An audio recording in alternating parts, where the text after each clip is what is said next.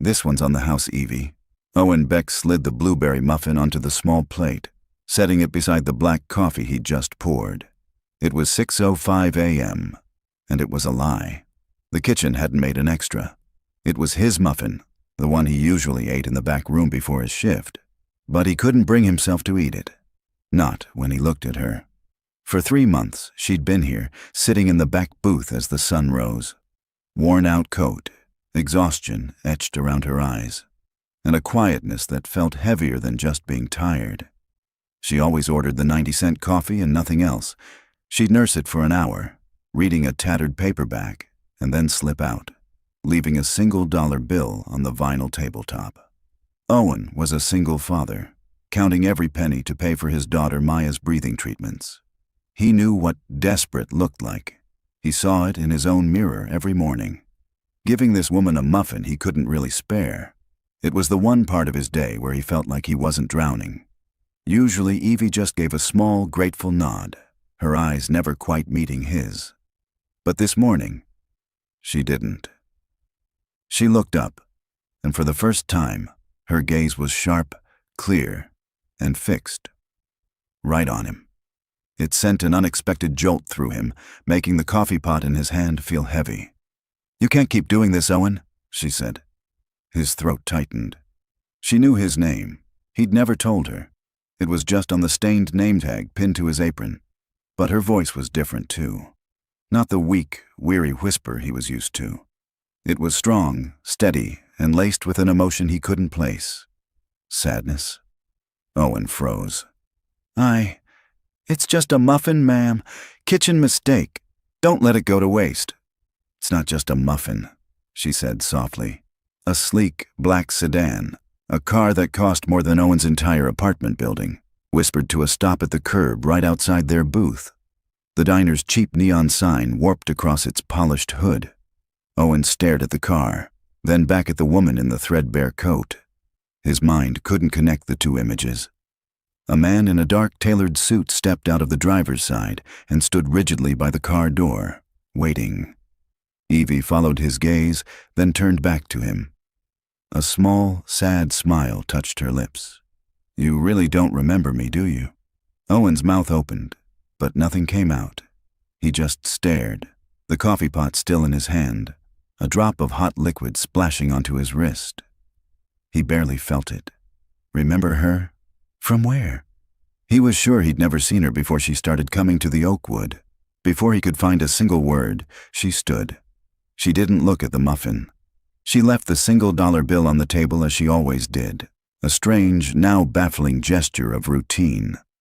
I'll see you, Owen," she said, her voice quiet again, but changed. The strength was still there, but it was veiled. She walked past him. He didn't turn, just watched her reflection in the window as the man in the suit held the car door for her.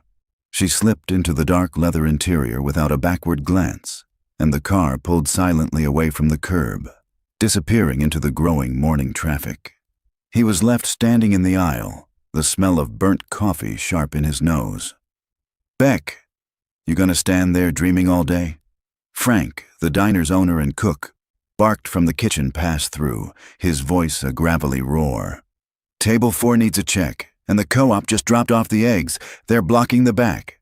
Owen flinched, snapping back to reality. "Yeah, Frank. Sorry, on it." He hurried to table 4, his mind a buzzing hive of confusion. He fumbled with the checks, gave the wrong change to a regular who just grunted and corrected him, and nearly dropped a plate of pancakes. He finally went back to the booth. Her booth. The dollar bill was there, the untouched muffin. He picked up the plate, his hand shaking slightly. It was a lie. A game. What was it? Was she homeless, or was she someone else? Someone playing a trick? The thought made him feel sick. He dumped the muffin into the trash, the waste of it stinging more than usual. He pocketed the dollar, his tips for the day. He felt like a fool. The rest of the morning shift was a blur of refills and orders. The Oakwood Diner was a small place, a relic from another time, with its cracked vinyl booths and a jukebox that only played songs from the 70s. It was struggling, Frank was always reminding them, But it was a job. It was the job. The one with the barely passable health insurance that kept his daughter alive. At 2 o'clock, he hung up his stained apron, the smell of grease and coffee clinging to him. He pocketed his meager tips, $62, and headed out. The walk home was 6 blocks. He spent them replaying the morning. The car, her eyes. You really don't remember me? He climbed the 3 flights of stairs to his apartment, the hallway smelling of stale cooking and dust. He opened his door, 3B, as quietly as he could. Hey, Daddy. His heart eased, just as it always did. Maya was on the sofa, curled under her favorite quilt, her sketchbook on her lap.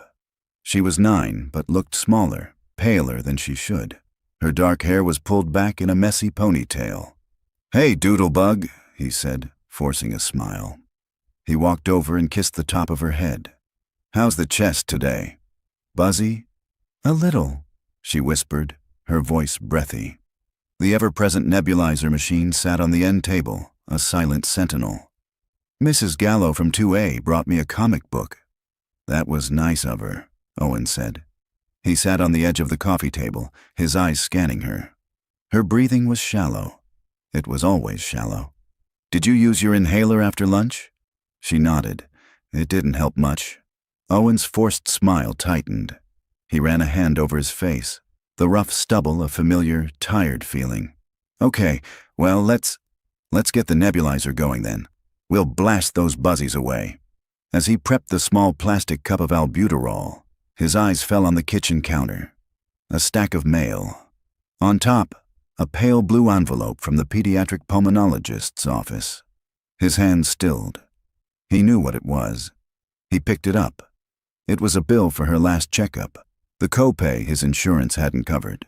$350, and stapled to it was a small, printed note. Mrs. Beck's file is flagged. Please call our office to discuss Dr. Aris's recommendation for the new treatment plan. Your current provider has denied the pre-authorization. Denied? Again. Owen stared at the paper, the $350 feeling like $3 million. He looked at his $62 in tips. He looked at his daughter, who was coughing, a small, dry hack that rattled his bones. He was failing. He was a 35-year-old man, and he was failing. He couldn't even keep his only child breathing right. And in the middle of this cold, sharp panic, the morning's mystery returned, feeling less like a puzzle and more like an insult. A rich woman in a threadbare coat, playing games in his diner while his life was falling apart. He crushed the bill in his fist. Okay, Bug, he said, his voice rough. Let's get this mask on. As the machine's loud hiss filled the small, quiet apartment, Owen sank onto the worn armchair, the woman's words echoing in his head. You really don't remember me, do you?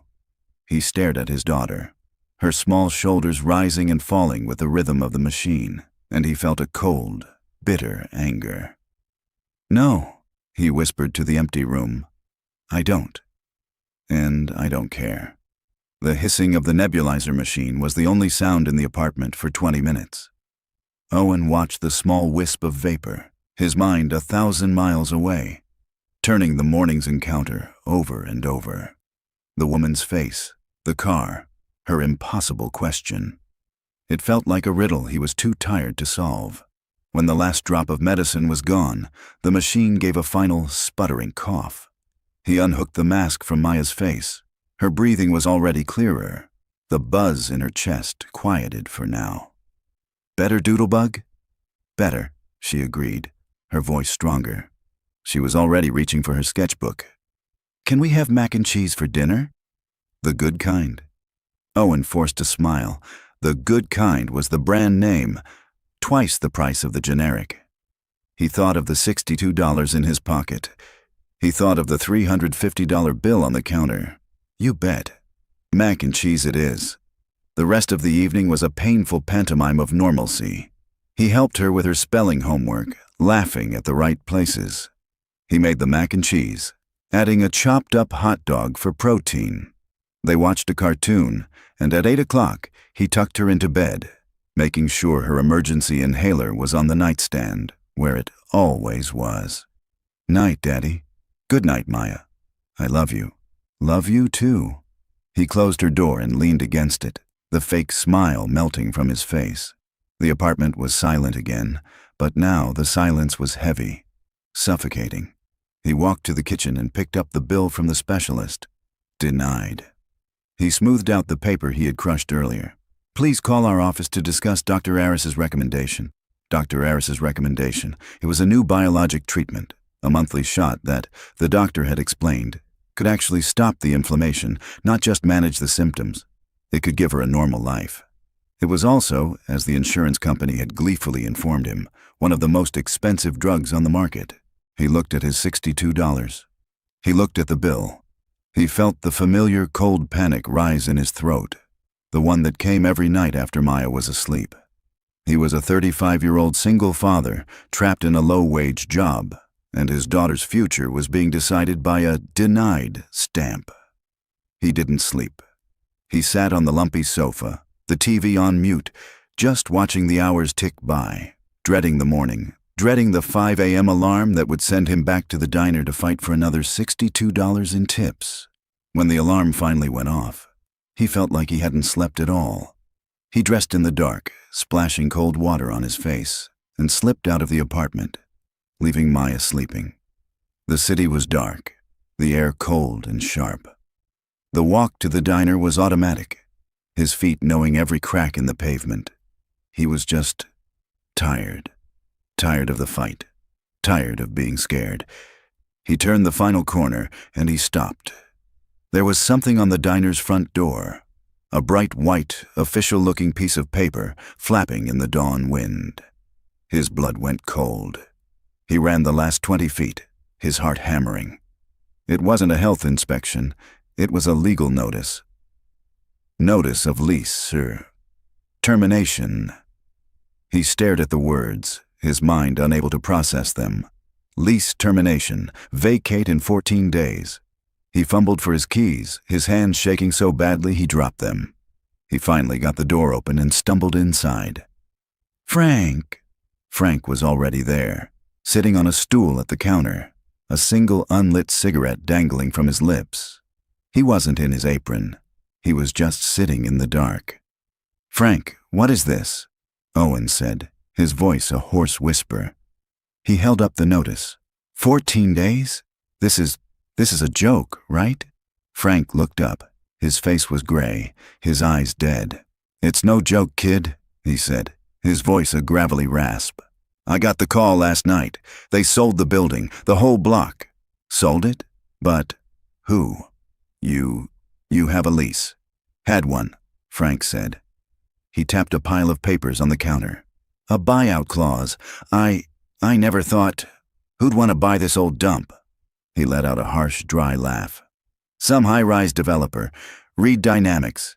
They're tearing it all down. Building some glass tower for billionaires. Owen felt the floor drop out from under him. Reed Dynamics.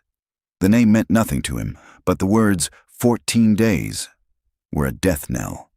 Frank, he whispered, clutching the back of a booth. The insurance. My insurance. Frank's face, already a mask of despair, crumpled. Oh, kid, I didn't even... God, Owen, I'm sorry. The policy terminates with the business in 2 weeks. I can't... There's nothing I can do. This was it.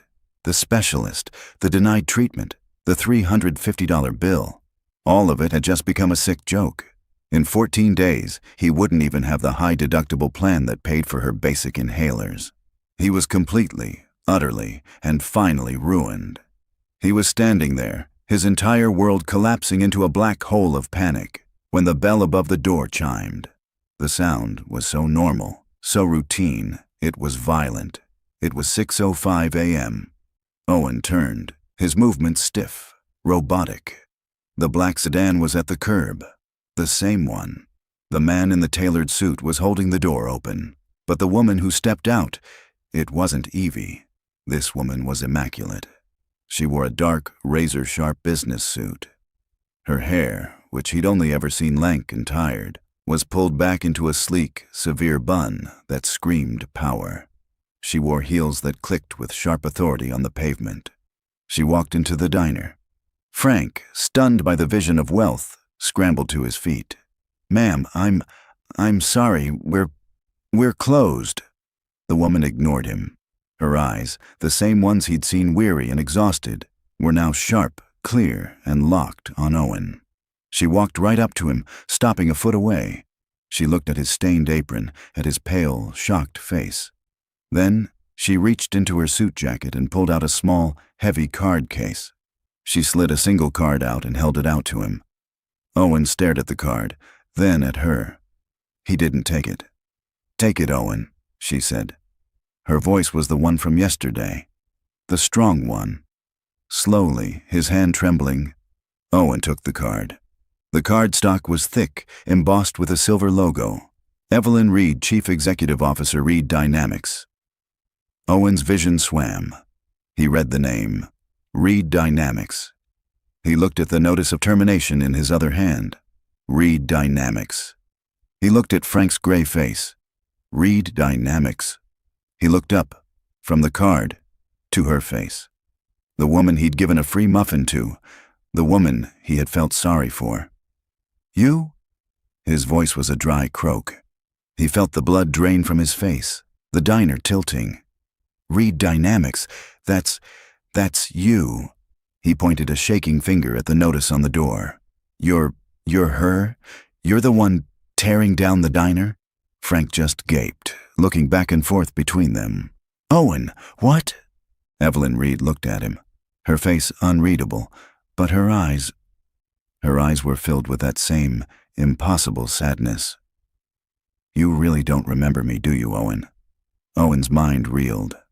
The two images, the tired woman in the worn coat, the powerful CEO in the tailored suit, slammed together, and the disconnect was so violent it made him feel dizzy.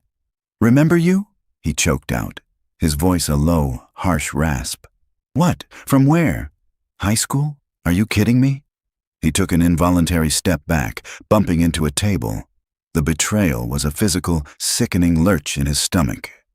All those mornings, the free muffins, the quiet, shared understanding of being on the bottom.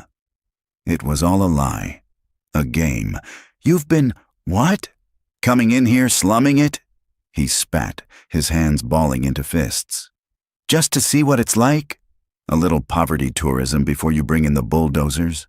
Frank, who had been frozen by the counter, finally found his voice. "Owen, what the hell are you talking about? Lady, who are you?" Evelyn's gaze didn't leave Owen's. "My name is Evelyn Reed. I am the CEO of Reed Dynamics." Gina, the night shift waitress, who had just arrived and was standing by the door, let out a small, strangled gasp. Frank looked like he'd been punched.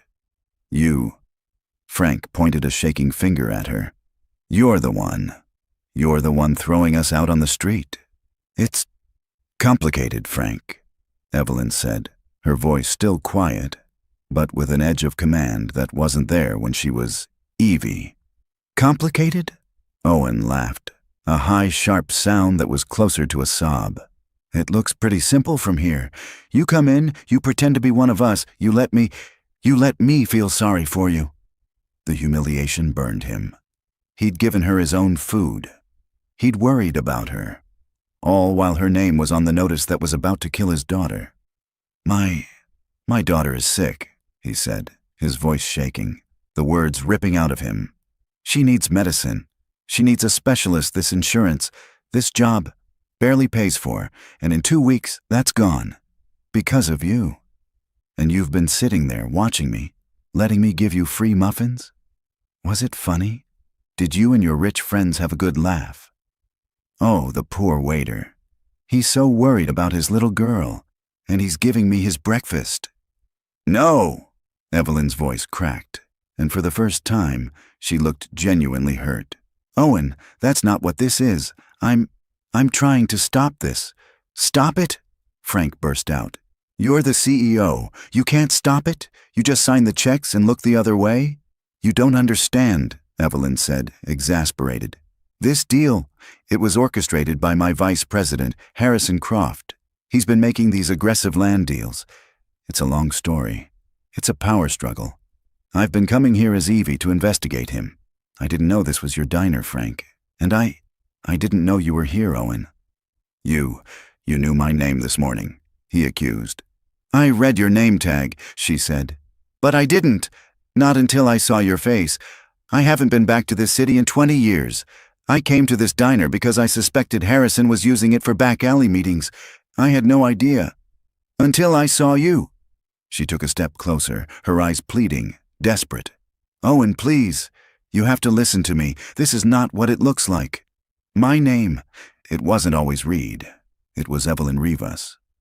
Owen stared. Rivas. The name echoed, faint and tinny, from a place in his memory he hadn't touched in decades. A place of manicured lawns, polished floors, and a coldness that had nothing to do with the weather. A blurry image flashed in his mind. A girl, younger, maybe 16, crying, soaked to the bone, standing by a massive black wrought iron gate. My father was your groundskeeper, Evelyn said, her voice thick. Julio Rivas. He worked on your family's estate, until your father fired him for taking a sick day. Threw us out of the groundskeeper's cottage with an hour's notice. We had nothing, Owen. We were standing by the main gate in the pouring rain, and you... Owen's breath hitched. He remembered. He was 15, home from boarding school. He'd found her, the groundskeeper's quiet, dark-haired daughter. He'd argued with his father, a cold, unyielding man who just scoffed and told him to mind his business. He remembered running back to his room. He remembered the $300 cash he had from his birthday. He'd run back down, shoved it into her hand, and mumbled, I'm sorry. I'm sorry. Just go. Get somewhere safe. He was staring at her now. The same eyes, the same face, just harder, sculpted by time and clearly by fortune. Evie, he whispered, the name tasting alien. Evelyn. Rivas. Yes, she said. Frank and Gina were looking back and forth between them, utterly lost. Owen felt the ground drop out from under him. The woman he'd helped was the girl he'd helped 20 years ago. And now she was back, richer than his father had ever been. And she was the one putting him on the street. The irony was so bitter he almost laughed. So, what is this? He asked, his voice dead. Revenge? You came back to show the rich kid what it feels like? Because my family, we lost everything years ago. That house, the money, it's gone. So you're a little late if you're here to gloat. No, Evelyn's voice was sharp. Gloat? Owen, that money you gave me, it saved my family. It got us on a bus to Chicago. It let me finish high school. I never forgot. I've been looking for you for years to thank you, to pay you back. Pay me back, Owen snapped, the rage returning, hotter this time. By firing me? By taking away my daughter's health care? You call this paying me back? I am trying to stop Harrison, she insisted. He's trying to force me out of my own company. He's using this land deal, making it look aggressive, fast, and profitable, to prove to the board that my compassionate leadership is failing. He's sabotaging me. And you're caught in the middle. It was too much. Too many lies. Too many twists. His head was spinning. The man in the suit, who had been standing silently by the door, suddenly stepped forward, his phone in his hand. He spoke in a low, urgent voice. Ma'am, it's Croft. He's just called an emergency board meeting. It's in 1 hour. He's pushing the Midtown revitalization vote. Evelyn's face hardened. The color drained from it, replaced by a cold, steely resolve. The CIO was back. He's trying to push it through before I can expose him. She started for the door, then stopped. She looked at Owen, her expression a mix of steel and desperation. Don't believe what you're seeing. This isn't over. I'm going to fix this, Owen. Fix this, Gina said, her voice rising. My mom's in a home. I need this job. How are you going to fix that? Evelyn looked at her, then at Frank, then back at Owen. Just give me 24 hours. Don't sign anything. Don't talk to anyone. Just wait. and then she was gone. The black sedan pulled away from the curb, leaving a cloud of exhaust. Owen, Frank, and Gina were left in the silent, doomed diner. "What the hell was that?" Frank whispered, his voice shaking. Owen just sank onto a stool, his legs giving out. He stared at the termination notice, then at the door she just walked through. He had just bet his daughter's life on the 20-year-old memory of a girl at a gate, and he had a terrifying feeling that he was about to lose. The diner was dead silent. The sound of the sedan's engine fading away was replaced by the low hum of the soda fridge. Gina was the first to move. She slowly walked to a booth and sank into it, her face pale. I think I'm gonna be sick." Frank hadn't moved. He was still standing behind the counter, staring at the door. 20 years, he whispered. 20 years, I've seen it all. But the groundskeeper's daughter? He shook his head, as if trying to wake himself up. Then his face hardened, the brief moment of shock replaced by the grim reality. "Don't," he said, his voice a low growl. Owen looked up. "Don't what?" "Don't get your hopes up," Frank said, turning to him, his eyes heavy. "Don't believe a word of it. 24 hours. Fix this. You heard her. Power struggle. Board meeting. She's not a girl from the neighborhood anymore, Owen. She's one of them. She's in a fight with other billionaires, and we're just the mud they're slinging at each other." "But she said—" "She remembered," Owen said, his voice weak. "She remembered," Frank scoffed, throwing his hands up. "Great. She'll send you a fruit basket while her bulldozers tear this place to the ground. She's saving her own skin, kid. And in 24 hours, she'll have forgotten us all over again. We're done. It's over." Owen looked at Frank's defeated face, at Gina, who was quietly crying into a napkin. He felt the last flicker of hope die. Frank was right. It was a fantasy, a cruel, bizarre story from a life he didn't even belong in. He was a waiter. She was a CEO. And he had 14 days. I gotta go," Owen mumbled. He walked to the back room, unhooked his apron, and hung it up. For the last time. The thought hit him with the force of a physical blow. He didn't even bother clocking out.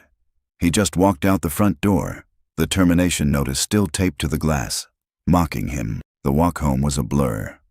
The city was waking up, people rushing to jobs, to lives. He felt like a ghost, disconnected from all of it. He was a 35-year-old man, unemployed, with no prospects, and a daughter who was a ticking clock. He let himself into the apartment. It was 8:15 a.m. Maya was just finishing her cereal at the kitchen table, her school uniform on. "You're home early, Daddy," she said, her voice bright.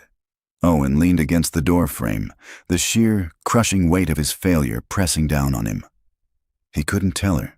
He couldn't be the one to break her heart, to scare her. He had to pretend. "Yeah," he said, forcing a smile that felt like broken glass.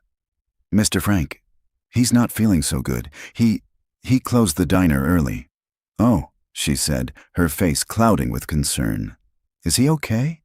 "He'll be fine," Owen lied. "Come on, Bug. Let's get you to the bus." He walked her to the bus stop, held her hand, and waved as the bus pulled away. Just like any other day. The second it turned the corner, his smile collapsed. He walked back to the apartment, the 24-hour clock in his head. 23 hours left. 22 hours left. He spent the day in a cold, hollow panic. He sat at the kitchen table with his old dented laptop. He searched for jobs. Waiter, server, bartender. It was all the same. Benefits available after 90-day probationary period. 90 days. Maya didn't have 90 days. Her specialist, Dr. Aris, had said she needed the new treatment to start now. He closed the laptop. It was useless. He looked at the phone. He thought about calling the insurance company, begging for an extension. He thought about calling the specialist's office, begging for... what? Charity? He buried his face in his hands. Frank was right. He was done. At 6 p.m., he was heating up leftover mac and cheese, his body moving on autopilot when his phone rang. He snatched it, his heart leaping into his throat. "Evelyn," It was an unknown number, blocked ID. He hesitated, then answered, his voice rough. "Hello? Mr. Owen Beck?" The voice was male, sharp, and smooth as glass. It was laced with an authority that didn't ask, it told. "Yes," Owen said, his guard instantly up. "Who is this?" "My name is Harrison Croft. I'm the executive vice president of Reed Dynamics." Owen's blood went cold. He stood up straight. The man from the legend. The villain of Evelyn's story. "I understand," Harrison continued, his voice cool and unbothered, "that our CEO paid you a rather dramatic visit today." Owen said nothing, his hand gripping the phone. "I'm calling," Harrison said, his voice dropping to a confidential, almost friendly tone, "to make sure there's no misunderstanding. Ms. Reed, I'm afraid, is unstable. That emergency board meeting she ran off to, it was to discuss her fitness to lead.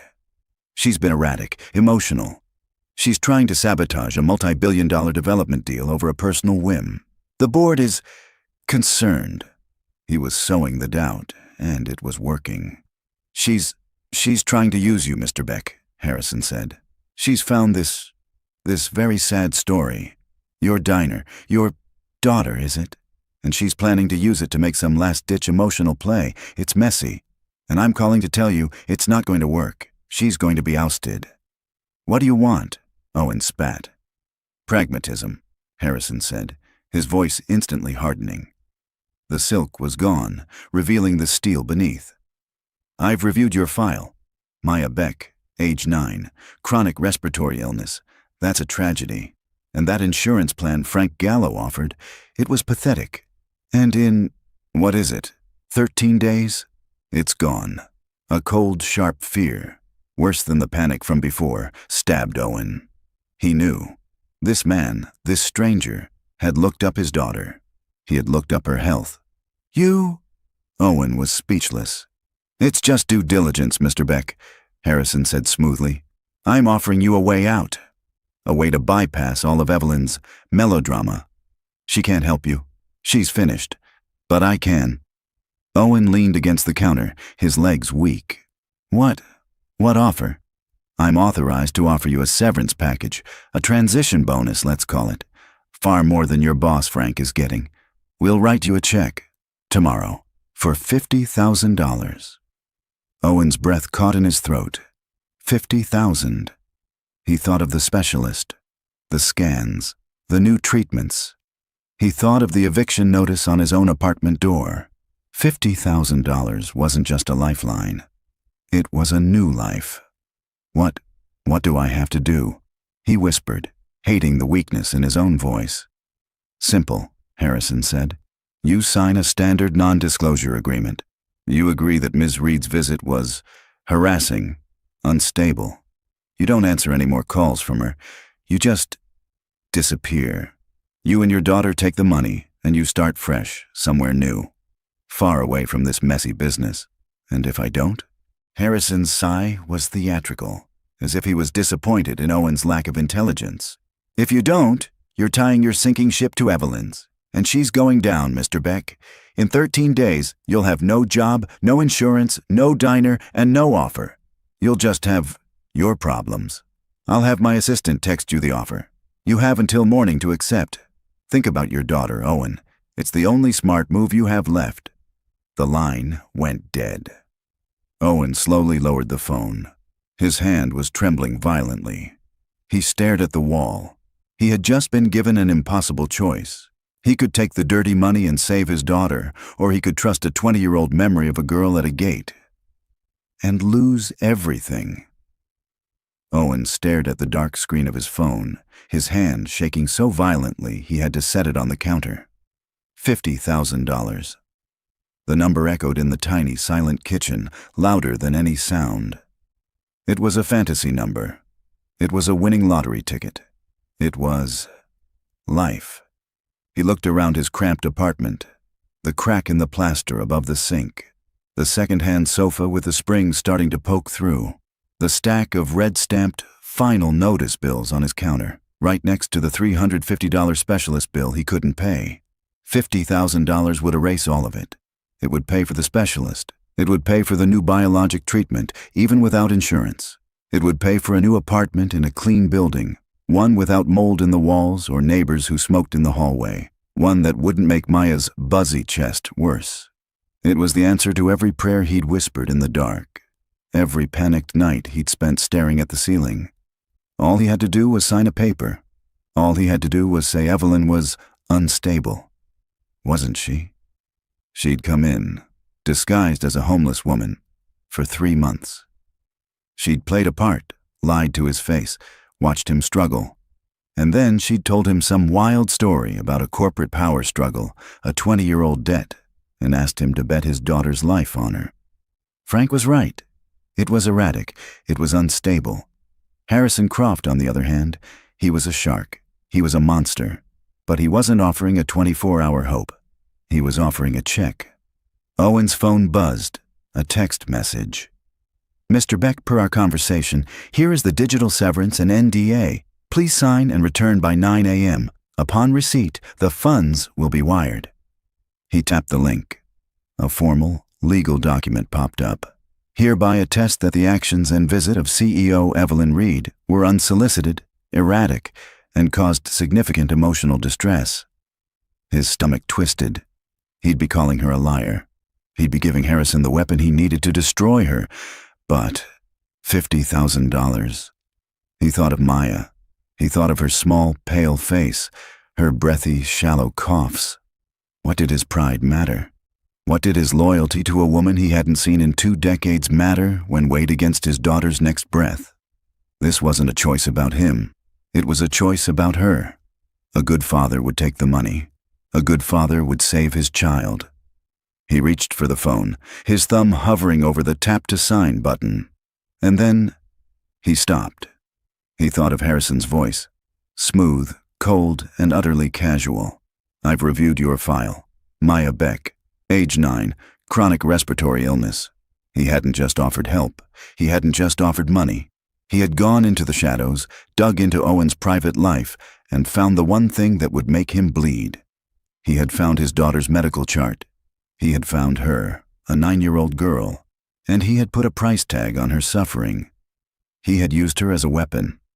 Evelyn had lied to him, yes, but she had looked him in the eye. She had shared something with him. She had asked him to trust her. Harrison Croft hadn't asked. He'd threatened. He'd blackmailed. If he took this money, he wasn't just signing an NDA. He was making a deal with the kind of man who would use a sick child as leverage. He'd be just like him. He'd be confirming that, yes, my daughter's health is for sale. Daddy? Owen jumped, the phone clattering to the counter. Maya was standing in the kitchen doorway, her blanket wrapped around her shoulders, her face pale from her afternoon nap. My chest feels buzzy again. Owen looked at his daughter, her small face etched with worry, her breathing just a little too fast. Then he looked at the phone, the digital contract glowing with its $50,000 promise. And in that second, something inside him solidified. It wasn't pride. It was a cold, hard rage. This man, Harrison, had used his daughter. He'd dangled her health as a bargaining chip. He took a deep breath. He picked up the phone. He ignored the text from Harrison's assistant. Instead, he went to his call log. He hit redial for the blocked ID number. It rang once, then clicked. Harrison, clearly surprised he'd call back so soon, picked up. Mr. Beck, I assume you've read the agreement. You're making the smart no, Owen said. The silence on the other end was absolute. What? What did you say? I said no. Owen's voice was quiet, but it didn't shake. You can keep your money. You don't. You don't get to talk about my daughter. For a second, there was only breathing. Then, the friendly, silky mask of Harrison Croft dissolved, replaced by pure, cold venom. I think you're making a catastrophic mistake, Mr. Beck. A $50,000 mistake. Yeah, Owen said, his hand balling into a fist. Maybe I am, but I'm not taking it. You fool, Harrison hissed, his voice a low, furious snarl. You sentimental broke fool. You think she's going to save you? I'm pushing the vote through tonight. By 9 a.m. tomorrow, your deadline, by the way, she won't even be CEO. You're tying your sinking ship to hers, and you're going to drag that sick little girl right down with you. Goodbye, Mr. Croft. You'll regret this, Harrison shouted, his voice cracking with rage. When you're standing in the unemployment line, you'll remember this call. I'll make sure of it. I'll see you on the street, Beck, you and your kid. Owen hung up. He slowly lowered the phone. His hand was trembling violently. He stared at the wall. He had just turned down $50,000. He had just turned down the only real chance he had. He had just declared war on a man who held all the cards, a man who had already proven he would fight dirty. Evelyn's 24 hours were almost up.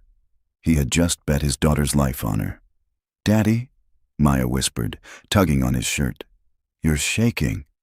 Owen looked down at her, his vision blurring. He sank to his knees, pulling her into a fierce, desperate hug, burying his face in her hair. He had no job, he had no money, he had no plan. He had no idea if he'd just saved them or if he'd just destroyed them for good.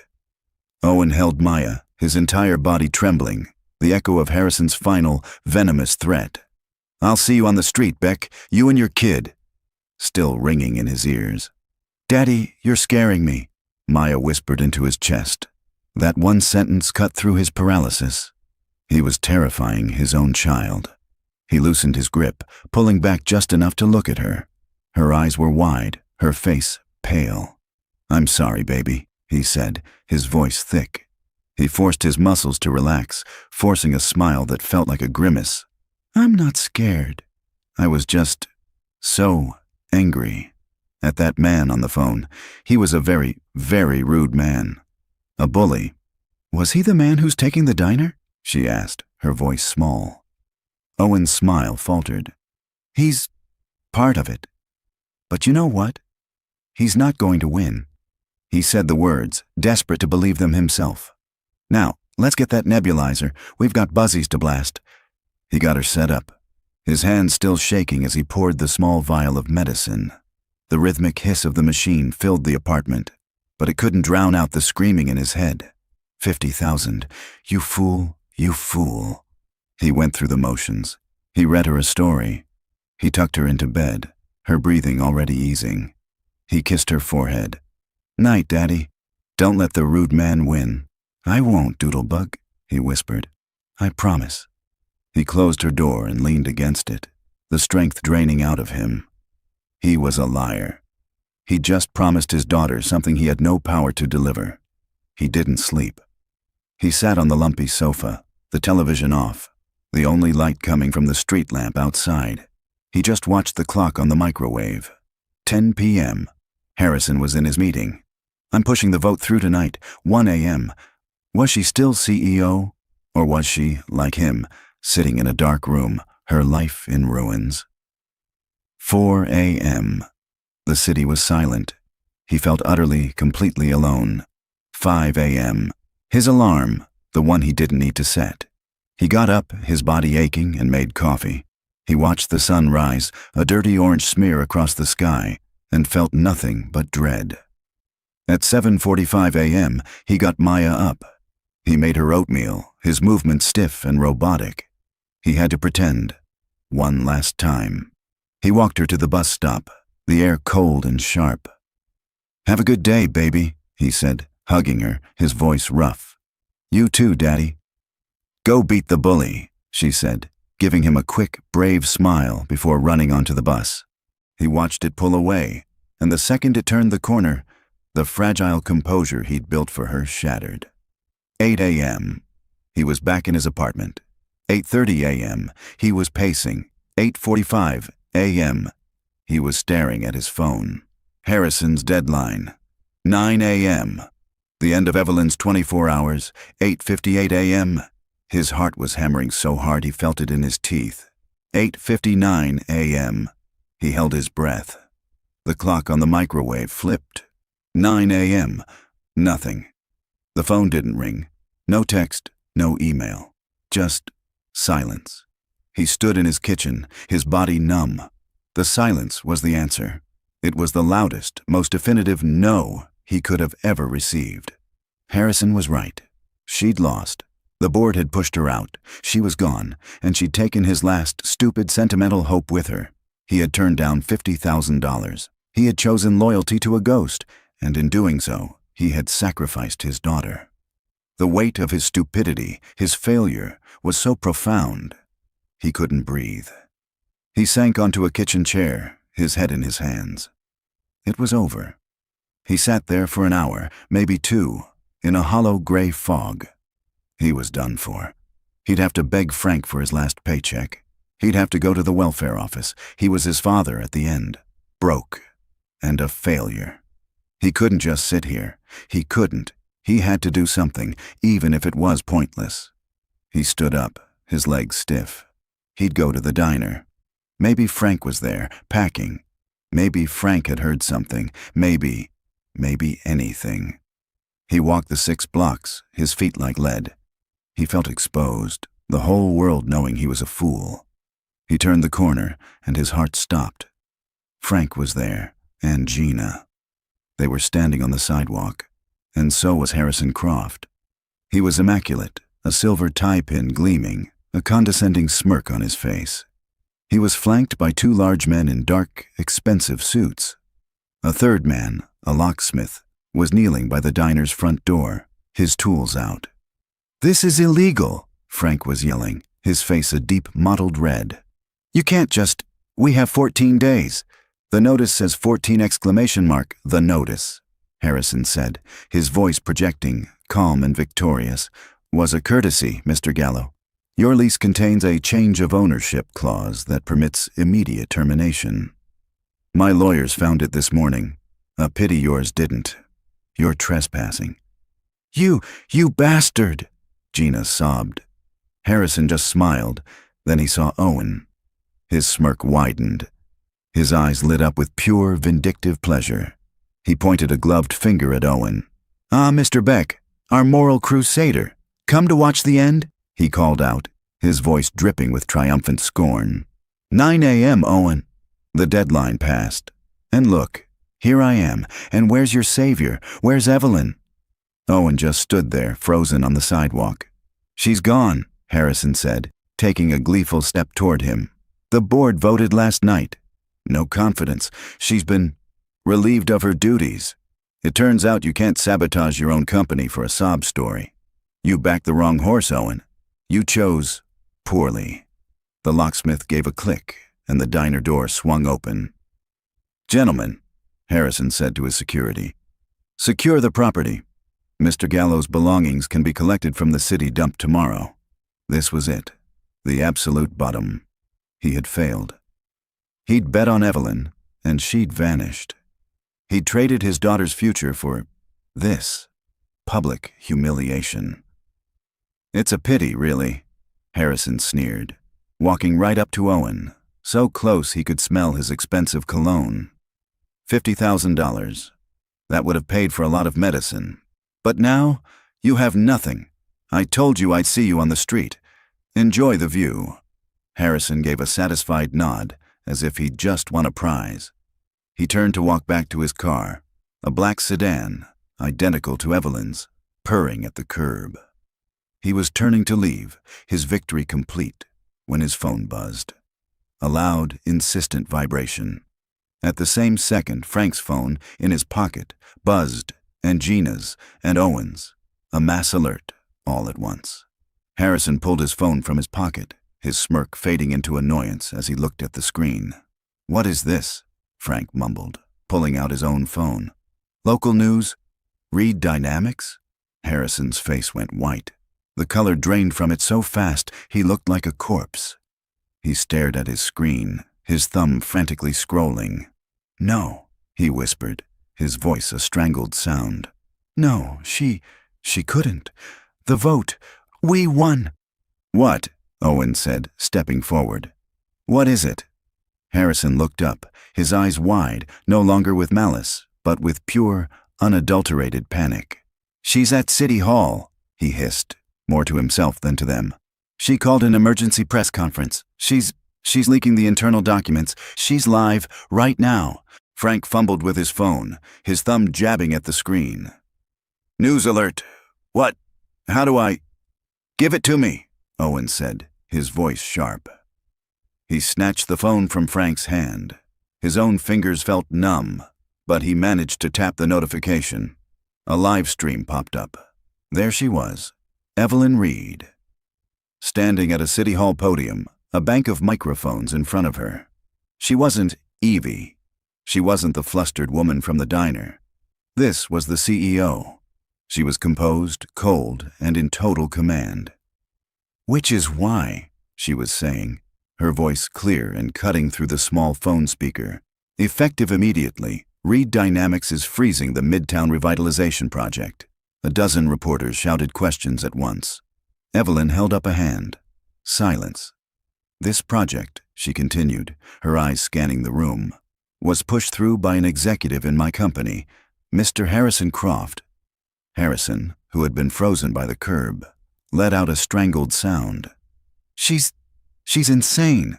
She's destroying the company. She's lying." "Who, my internal investigation has confirmed," Evelyn went on, her voice like ice, "has been engaging in a pattern of predatory and unethical practices, acting far outside his mandate and, in fact, against my direct written orders. He has been using intimidation and bad faith loopholes to force small business owners from their properties." Owen and Frank just stared, mesmerized. "She can't prove that," Harrison hissed, fumbling for his own phone, trying to call someone. "This is slander. I'll sue her." Evelyn leaned forward, her expression hardening. His flagship example, the Oakwood Diner, a beloved community staple, run for 25 years by Mr. Frank Gallo. Mr. Croft served them a 14-day eviction notice, and then, this morning, moved in with security to forcibly evict them, in direct violation of that notice, simply out of personal malice. The room exploded. Reporters were on their feet, shouting. Evelyn held up her hand again. "It gets worse." The room went silent. "My investigation uncovered that Mr. Croft's office illegally accessed the private medical records of a diner employee, a single father. He then used that child's chronic respiratory illness as leverage." Owen felt the blood rush to his head. Gina gasped, her hand flying to her mouth. Frank looked at Owen, his eyes wide with a new horror. In a disgusting and frankly criminal attempt at blackmail, Evelyn's voice was filled with a cold, controlled fury. "Mr. Croft offered this man, Mr. Owen Beck, a $50,000 bribe in exchange for a false statement attesting to my instability, which Mr. Croft planned to use to oust me." Harrison looked like he'd been shot. No, she can't." Evelyn looked directly into the main camera, as if she was looking right at them. At him. Mr. Owen Beck, who has nothing, who was facing the loss of his job and his child's health care, refused the bribe. It was that refusal, that act of integrity, that confirmed the depths of Mr. Croft's corruption and triggered this final action. This was not business. It was extortion. It was done to artificially inflate quarterly profits to trigger a multi-million-dollar bonus in Mr. Croft's own contract. It was fraud. And it ends today. She didn't pause. As of 1 hour ago, based on this evidence, the board of directors held an emergency vote. They have not, as Mr. Croft has been claiming, removed me. They have, in fact, voted unanimously to remove him. Harrison Croft has been terminated from Reed Dynamics, effective immediately. All evidence of his fraudulent contracts and his extra-legal activities have been turned over to the district attorney's office. I trust they will pursue this with the appropriate vigor. Harrison was no longer just pale. He was gray, sweating through his expensive suit.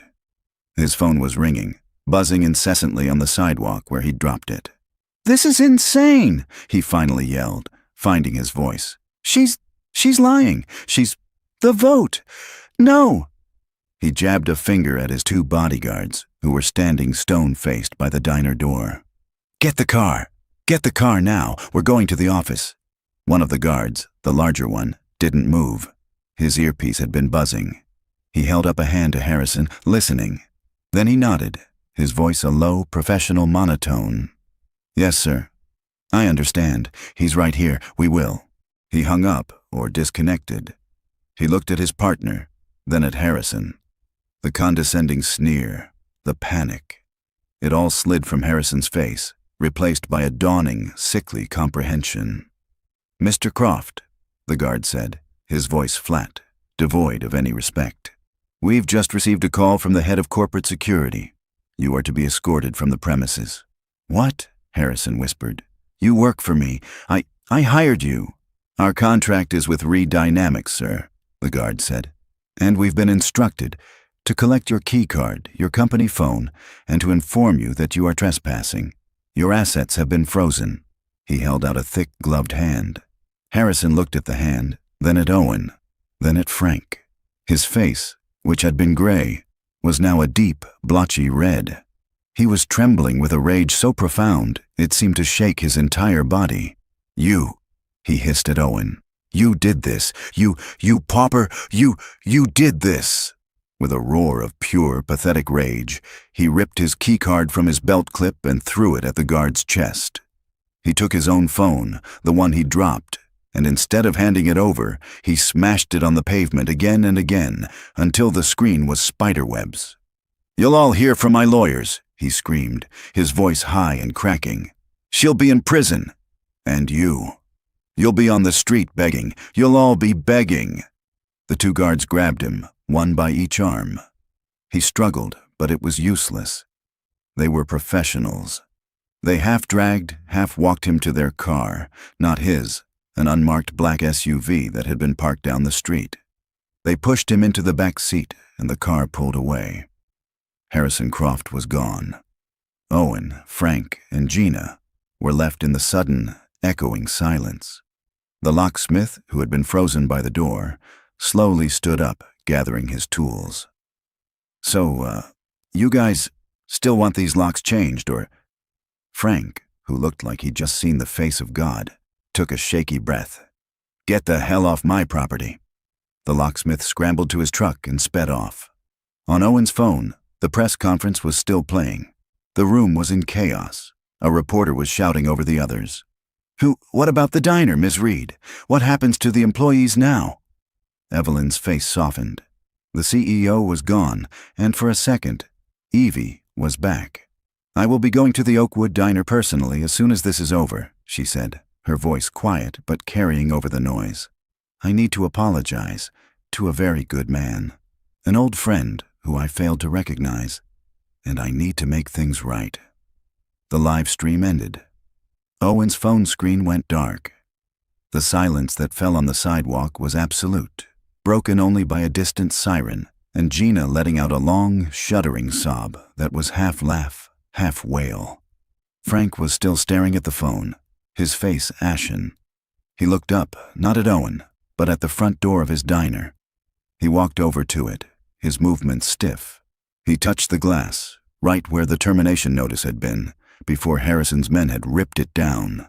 He's gone," Frank whispered, his voice thick. He turned to Owen, his eyes wide with a kind of dazed, punch-drunk awe. "Kid. She did it. That girl. She blew him up. On live TV. She talked about you." Owen just nodded, his throat too tight to speak. He felt hollowed out. The terror of the last 48 hours had been so all-consuming that now, in its absence, he just felt empty. Number. He had won. He just hadn't processed what that meant. She said she was coming here," Gina said, wiping her nose on her sleeve. Is she really?"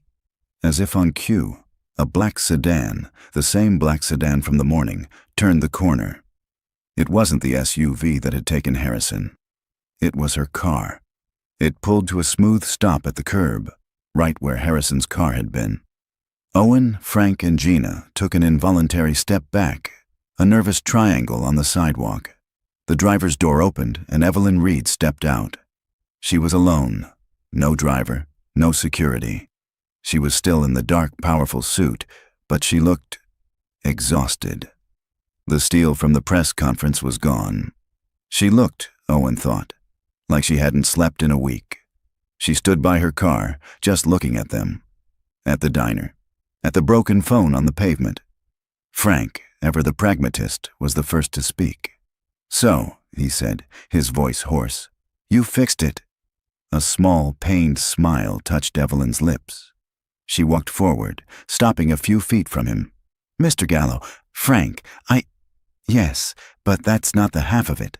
What Harrison Croft did to you, to this place, to your staff, it was unconscionable. I am so deeply, truly sorry." Frank just grunted, crossing his arms. He wasn't going to make it easy for her. "Sorry's good.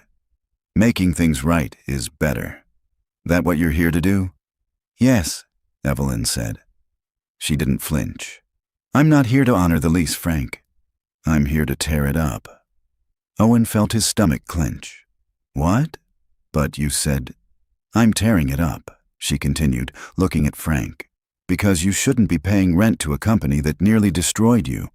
As of this morning, Reed Dynamics is transferring the deed for this building. It's yours, Mr. Gallo. Free and clear." Frank's jaw dropped. The tough guy facade crumbled. You're giving me the building?" "It's the very least I can do," Evelyn said. "My company is also providing a $250,000 grant for renovations, lost wages, and to cover your legal fees. Consider it a corporate apology.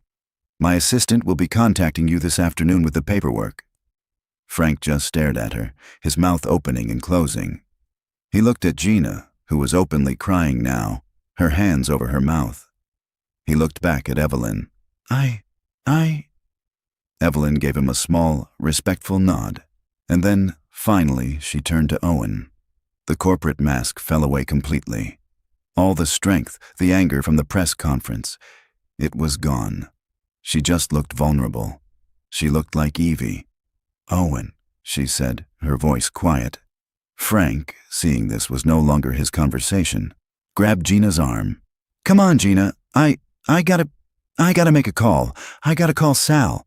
He pulled her gently toward the corner, giving them space.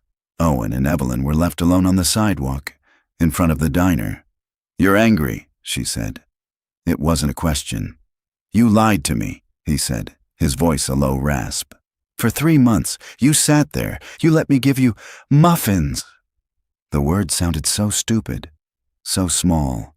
"You let me pity you, while you were her." "I was never laughing, Owen," she said, her voice fierce, her eyes flashing. "God, no. Never. I was investigating. Harrison was my father's protege back before I took over. He's old guard. He hates me. He's been trying to force me out since I got the job. I knew he was cooking the books, making these predatory land deals to make the company look hyper-profitable so he could trigger a clause and force a buyout. I couldn't prove it from my office. So I became Evie." You were here? Investigating?" "I was sitting in that booth, listening to him and his men strong-arm Frank, gathering evidence.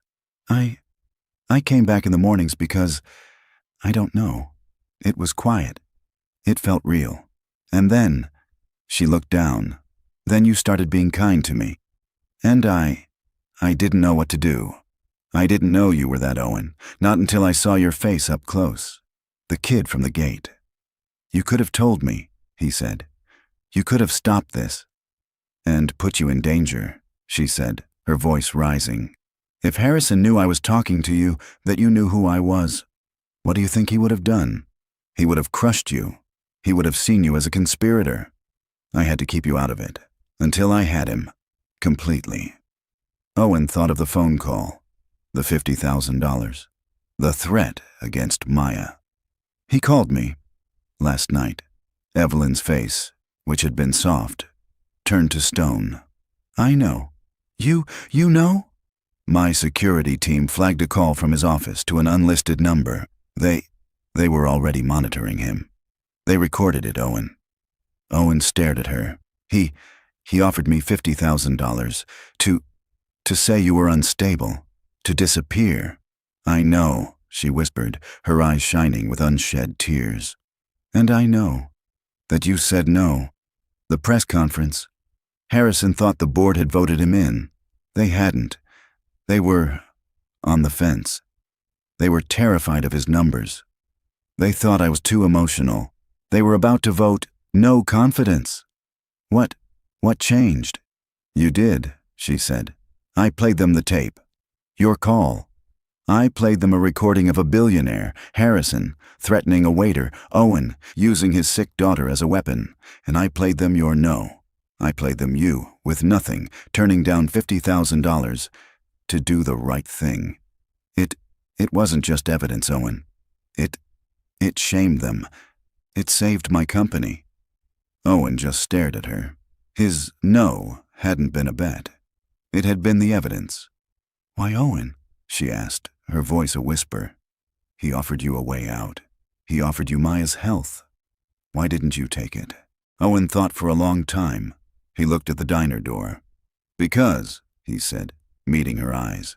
He talked about my daughter. He put a price on her, and I don't know. Because 20 years ago, I gave a girl at a gate $300.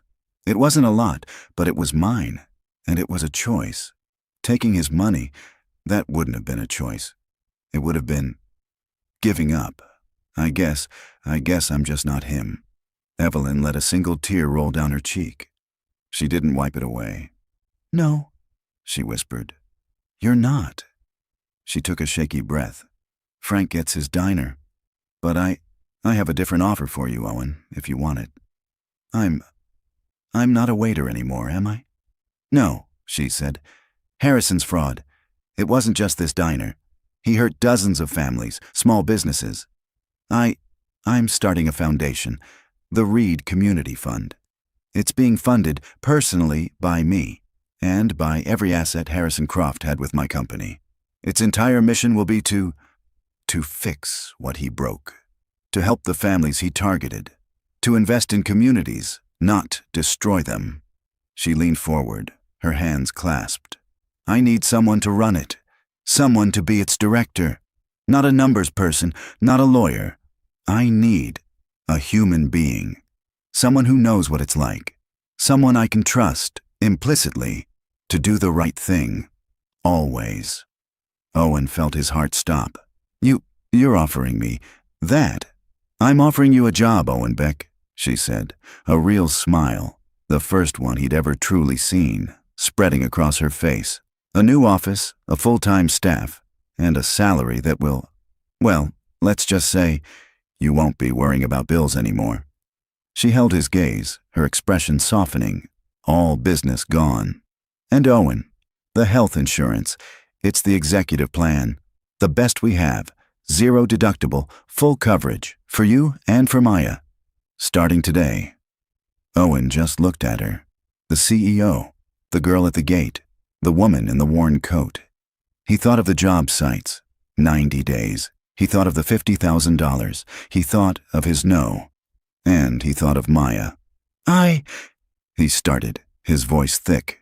You don't have to answer now, she said quickly. Yes, Owen said, his voice clear, steady. Yes, I'll do it. Evelyn's smile was small, but it was the first one he'd ever seen on her face that wasn't tinged with sadness or exhaustion. It was a smile of pure, unadulterated relief. Good, she said, her voice soft. Thank you, Owen.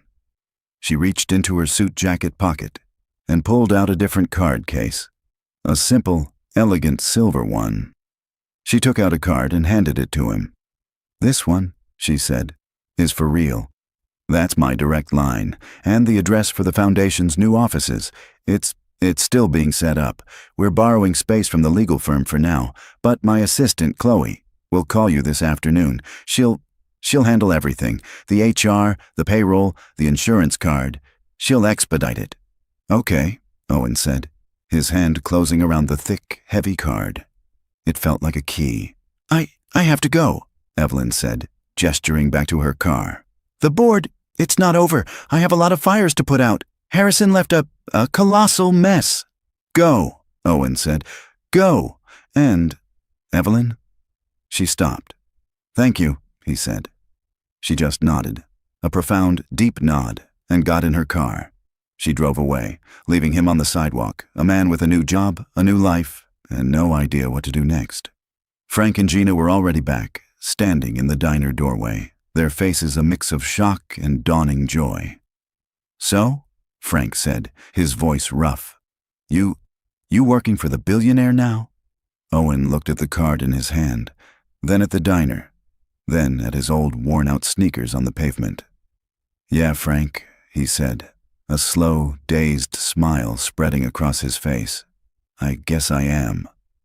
He didn't stay. He didn't go in the diner. He said goodbye to Frank and Gina, and he walked home. But this time, he wasn't a ghost. He felt, for the first time in years, solid, real. He walked into his empty apartment, the 9 a.m. silence deafening. It was too much. He couldn't just wait for a phone call. He had to do something. He pulled out the crumpled $350 bill from the specialist. "Please call our office." He picked up his phone. He dialed the number. "Dr. Aris's office, this is Brenda." "Hi, Brenda," Owen said, his voice shaking. "My name is Owen Beck. I'm Maya Beck's father." "Oh yes, Mr. Beck." Her voice became instantly professional, a little cool.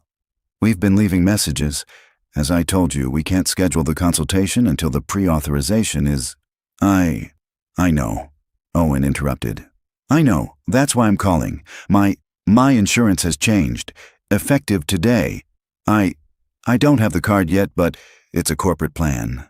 Through Reed Dynamics. It's supposed to be the best one." The silence on the other end was instant. The coolness evaporated, replaced by startled efficiency. "Reed Dynamics? The executive plan?" I think so, yes," Owen said. Hold on one moment, Mr. Beck." He heard furious typing. "Okay, I see the new provider in the system. It's already active." "My goodness."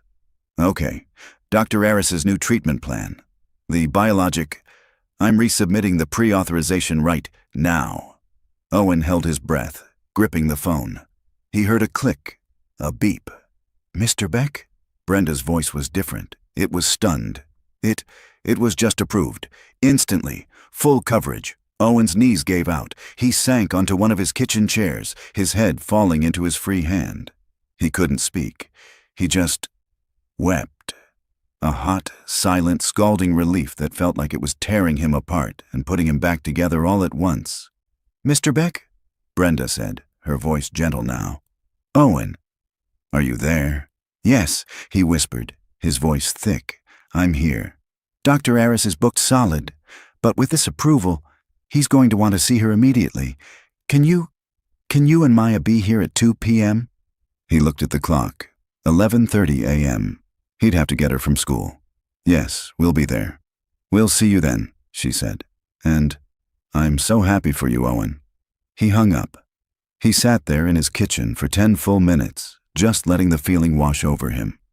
It was done. The fight. It was done. He picked up Maya from school at 1:30 p.m. "Daddy, am I in trouble?"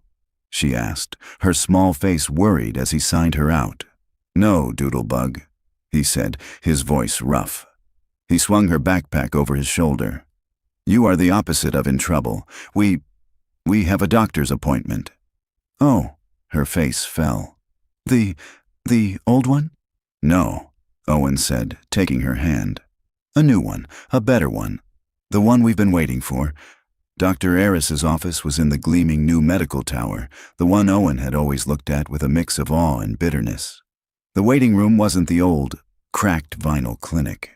It was soft lighting, comfortable chairs, and a quiet that felt like peace, not poverty. They didn't even wait. Brenda waved them straight back. Dr. Aris was a kind man with tired eyes, but today he was smiling. "Owen, Maya, I just got the news from Brenda. This is the game changer we've been praying for." He didn't talk at Owen or over Maya.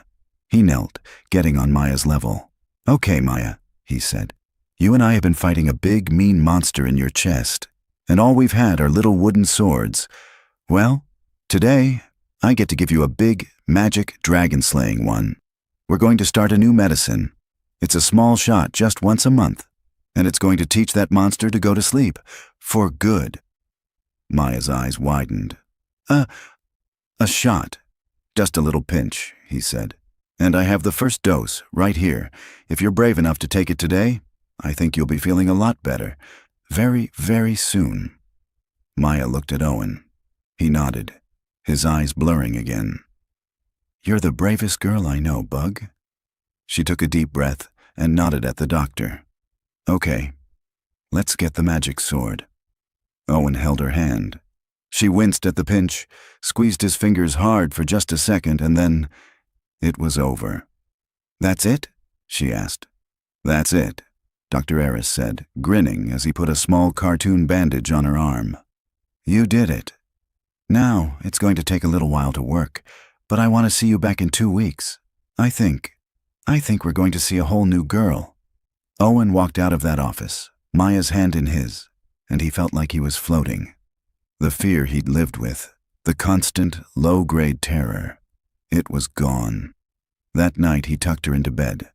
She was already breathing easier. The relief may be psychological, but Owen didn't care. Daddy? She whispered, her eyes drooping. Yeah, baby. Did you beat the bully? Owen smoothed her hair back from her forehead. He thought of Harrison, his rage-filled face as he was dragged away. He thought of Evelyn, her sad, brave smile. He thought of the approval and the shot and the hope. Yeah, Doodlebug, he whispered, his voice thick. I think we did. 6 months later, Owen Beck sat in an office that finally felt like his. The smell of new paint and industrial carpet had faded, replaced by the scent of coffee and old books he'd brought in to line a shelf. His whiteboard was a chaotic, hopeful mess of names, arrows, and new initiatives. He was on the phone, his voice calm and assured. No, Mr. Kim, that's what the fund is for, he said, leaning back in his chair. The Make Whole grant covered the equipment Harrison's men destroyed. The new opportunity grant is to expand. If you want to hire 2 more people and open that second location, my board will approve it. Send me the proposal. He listened for a moment, a small smile on his face. You're welcome. Just pay it forward sometime. Okay, goodbye. He hung up. He wasn't a waiter in a suit anymore. He was a director. In 6 months, he had routed millions of dollars not just to repair the damage Harrison had done, but to actively invest in the communities Harrison had tried to gut. He'd met with dozens of families, tailors, shop owners, and laundromat operators. He'd listened to their stories. And then, he'd fixed it. His old dented laptop was gone, replaced by a sleek, powerful machine. He tapped the mouse, and his desktop background lit up. It was a new picture, taken last weekend. It was Maya, in a park.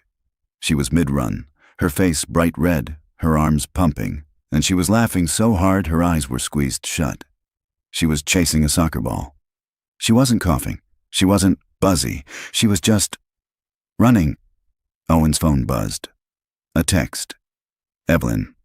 Running late. Boardroom drama? Save me a good spot on the bench? Owen smiled. He typed back. Always. He looked at the clock. 3:15 p.m. He stood up, grabbing his jacket. He learned that the new job wasn't about the hours he sat at the desk. It was about the results. And today, the most important result was waiting for him. He drove a new, reliable sedan, the first car he'd ever owned that didn't make a strange noise, to the community park near Maya's school. It was a crisp autumn afternoon, and the kids' soccer practice was in full swing. He saw her immediately. A flash of bright pink cleats. Maya was everywhere. She was fast, a little clumsy, but absolutely relentless. She ran, she yelled, she dove for the ball and got grass stains on her knees. Owen just stood by the fence, his hands in his pockets, and watched her breathe. It was a miracle he'd never get tired of. The biologic, Dr. Eris had called her a textbook case of recovery. Her lungs were clear. Her future was too. Sorry I'm late. Evelyn walked up beside him, a trench coat over her simple jeans and sweater. She looked like a mom, not a CEO. Boardroom drama? He asked, not taking his eyes off the field. You don't want to know, she sighed, leaning on the fence next to him. Some of the old guard are still convinced a community fund is just glorified charity. I had to remind them that our stock price is up 12% because we're not being sued by the entire city for fraud. You're good at that, Owen said. I'm learning, she said. They stood in a comfortable, familiar silence, just watching the kids run. Did you see Frank's diner in the City Journal? Owen laughed. I did. Best retro diner experience. He's furious. He says he's running out of bacon every weekend. The blinking coffee mug sign is a huge hit, Evelyn said, her eyes twinkling. He'll never admit I was right. Never, Owen agreed. On the field, the coach blew a whistle. Practice was over. Daddy! Maya spotted him and came running over, her face flushed, her hair plastered to her forehead with sweat. She wasn't just walking. She wasn't gasping. She was sprinting. She launched herself at Owen, who scooped her up into a massive hug, burying his face in her sweaty hair. Whoa, Doodlebug, you were flying out there. I scored, Daddy. I scored a goal, she yelled, her voice loud and clear. She wiggled down and then, without a second thought, threw her arms around Evelyn's waist. Hi, Evie. Did you see my goal? Evelyn, still startled by the casual affection, hugged her back, her hand stroking Maya's hair. I did, Maya. It was incredible. You were faster than all the boys. I know, Maya said matter-of-factly. She grabbed both of their hands. Can we get ice cream? The good kind? Owen looked at Evelyn, a perfect, unspoken understanding passing between them. He thought of the terrified, broke man he had been, the man who couldn't even afford the bad kind of mac and cheese.